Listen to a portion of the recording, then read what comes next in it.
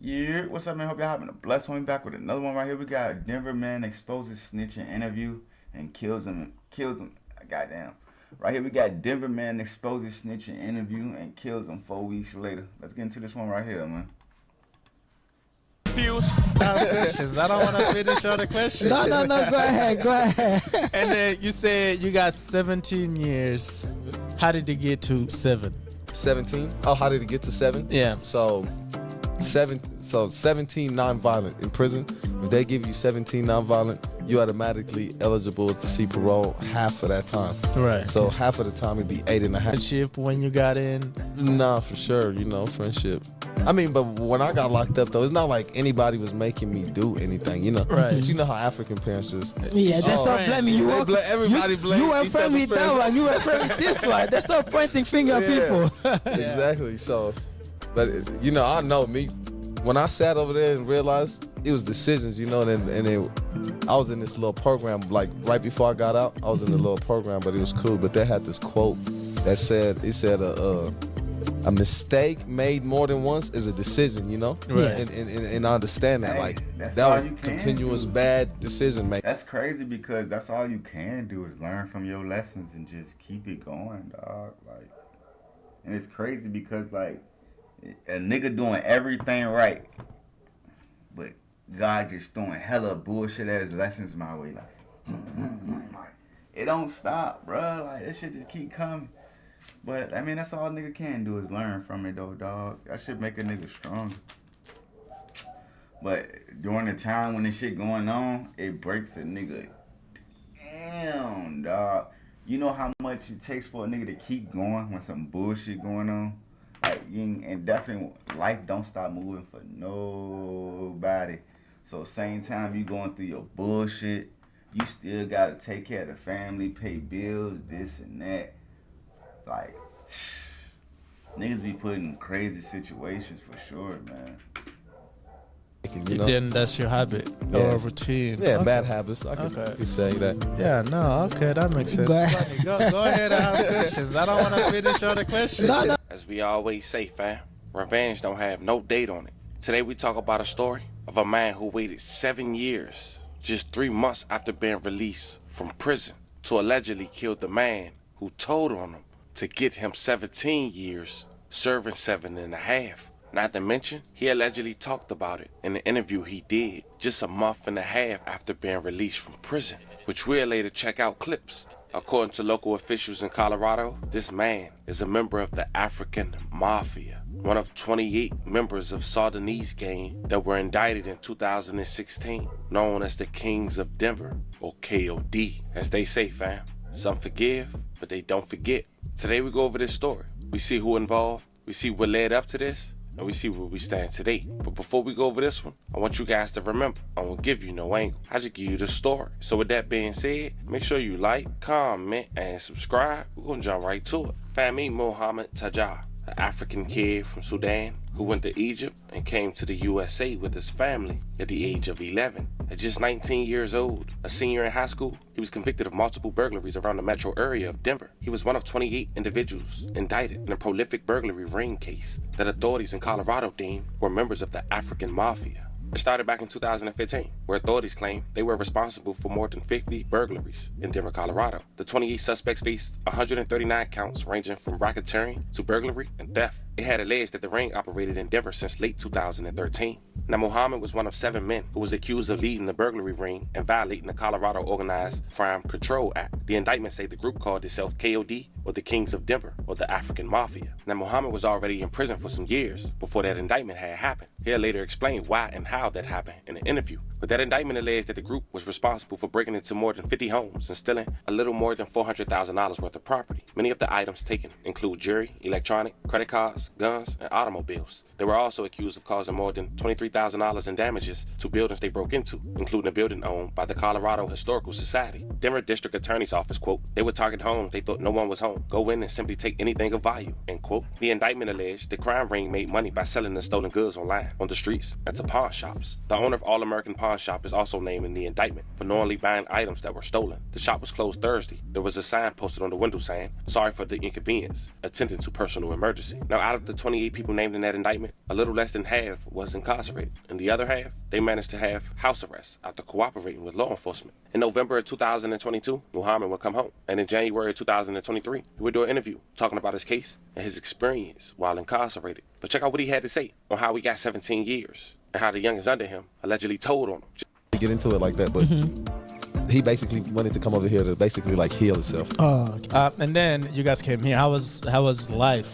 Like, how did you see life compared to Egypt and North Sudan? I mean, you were living though. I don't. You want a lot going on. Yeah, it's like your parents decide and you just go. Yeah, you gotta go with it. It was cool though, Like it started getting faster, Yeah. Sudan is more like a little bit like rural, like country, It ain't city. Then Egypt is more faster. Yeah. Denver is even faster, Yeah. So it's like it's just getting faster. If you don't went to New York, then it would have been even faster. Yeah. So I want to pick you back. You asked about the friendship. That's what I'm saying. These some broke ass young niggas. These want no goddamn mafia. What the fuck? When you went in, okay, the Well, first yeah, time I would say I'm probably maybe when the news broke out, because you say you went that prior we did a new until when the major news broke came out. Yeah. So how did you receive that? What was going to your head when you know like, okay, these were the homie that was kicking with them, Yeah. and they now start telling on me. yeah, And they start telling on me. Oh, they did? Yeah. That's what happened. Because, I mean, it doesn't make sense how you were in already, but then they got. Yeah, it was like 4 or 5 people that's telling on me. Where they at now?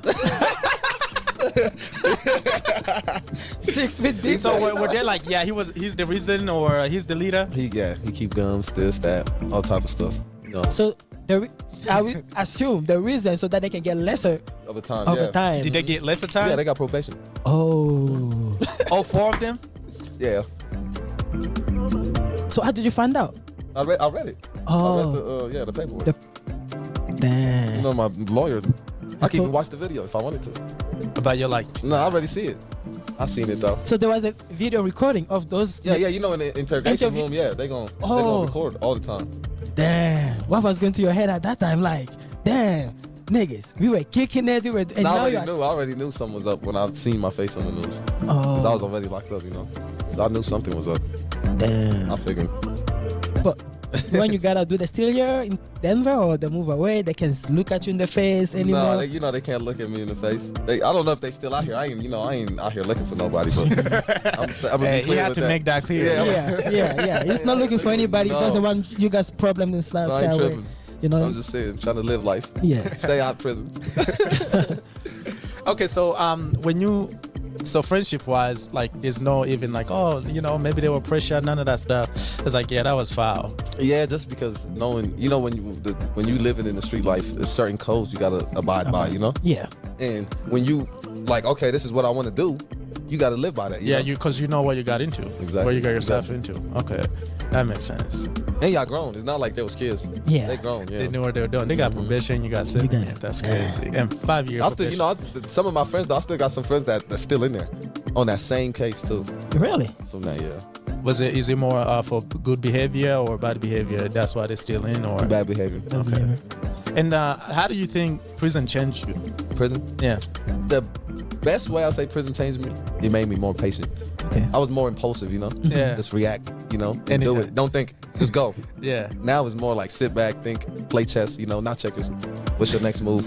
Now, he answered those questions in that interview very well, and I'm not sure if this was planned out, but according to authorities, just 4 weeks later, March 1st, 2023, at around 8:20 a.m., near East Exposition Avenue, the police department said officers responded and found a man with a gunshot wound in an apartment parking lot. He was taken to the hospital, where he's pronounced deceased and was later identified as 30-year-old Marcus Payne. That morning, Marcus left his apartment, where he lived with his girlfriend and baby, for a job interview. According to a press release from the 18th District in their parking lot, Muhammad and the second suspect had been laying there waiting for 3 hours in the bushes. Quoting, Mr. Payne was approached from behind and shot 8 times in the back, arms, and legs, killing him, end quote. Evidence showed that Muhammad and others were angry with Payne for speaking with police during an investigation years prior, calling him a wreck. The police department used numerous surveillance cameras to track a stolen car that Muhammad used. You know what's crazy? They don't even do that. Like, niggas don't move like that no more. You know why? The only reason why this nigga died? Because them people was straight African, straight from Africa, like they was real, like I'm talking about, like, cause niggas don't be killing snitches and shit no more, bro. You see how niggas be getting famous off that shit now. I feel like they was moving like that because they as really from a third world country for real. Cause ain't no goddamn way. To flee the scene Niggas of the not be shooting, the killing car was snitches, found, man. which provided additional critical evidence for the prosecution. The agency did not go into further details of the nature of that evidence. And in February of 2025, the jury convicted Muhammad of murder in first degree, conspiracy to commit murder in first degree, and retaliation against a witness, and aggravated motor vehicle theft. And now, he head back to a place where he got accustomed to doing the same thing every day to let his time go by, as a judge sentenced him to life without parole. I think 2,500 people, $100 commissary. Every week. And the prison's making the money. Making money. Damn. Killing the game. Damn, I wonder why they won't let us.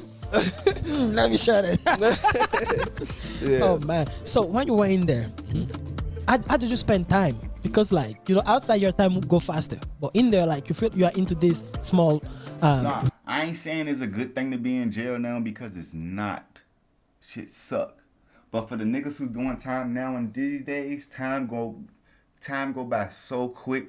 Like these days and days that we living now, bro, time go by so fucking fast now. I don't know what it is, but hey, like niggas, like that shit crazy, cause time really going to go by fast now.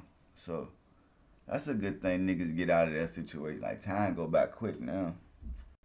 but how do can't you say. spend time? So like, if like say you get to this place, say like when I got to starting, at first the time would go by slow, you know, because I'm not getting used to it. But Yeah. once you get that pattern going, like okay, I'm gonna wake up at 8, work out at 10, you know, then I'm gonna go eat, then I'm finna go do this, you know, go play handball. Then by 4, I can go over here to the library, listen to this music, you know, and just by planning that pattern every day, the days just become, you know, the same. Like I swear, me waking up streaming and like damn, should I stream at 8 because I gotta edit at and I gotta work at 5 and then I gotta be to sleep by 2 in the morning so I can have enough time to stream in the morning.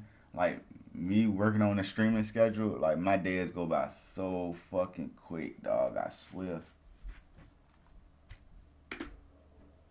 you can't even tell the difference between the days because you do the same stuff Same every stuff. day, but it makes time go by too fast. You know? Wow, Yeah. that's As they say, revenge don't have no date on it, fam. This was the story of a man who waited 7.5 years from him first being incarcerated to being home less than 3 months before killing the man who told on him to get him extra time in jail. Let me know how you guys feel about this one. How would you feel if someone told on you, getting you 17 years, and they only get probation? Was considered the extreme to you? Talk to me in the comments. Don't Alright, yeah, that is crazy. We're gonna go ahead and end this one right here, man. Y'all go ahead and like, comment, and subscribe. Hope y'all have a blessed one. See y'all on the next video.